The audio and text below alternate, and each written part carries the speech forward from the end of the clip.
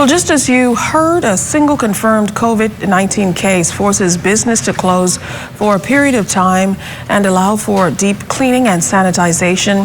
Health consultant and director of the National HIV and AIDS Infectious Disease Program, Dr. Nakia Forbes, says this shouldn't be a surprise, especially as cases in New Providence continue to escalate.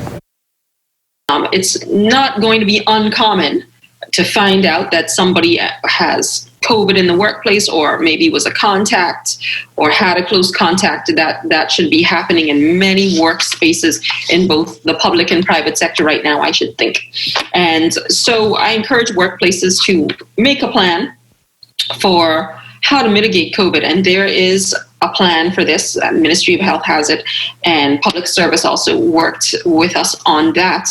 When an exposure happens in the workplace, then there needs to be multi-sectorial involvement so that there is appropriate contact tracing. We want to know that people who've come in close contact, that is, Dr. Forbes explains how persons in close contact with infected cases are impacted.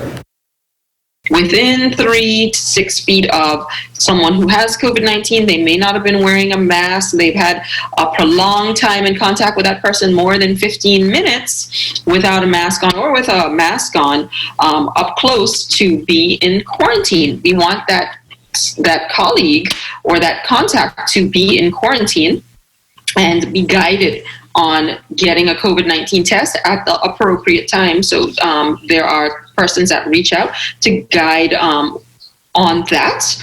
In brief, if the person develops symptoms, they should go ahead and get tested. If they don't, then probably if they are close contact within 14 days, they should be tested.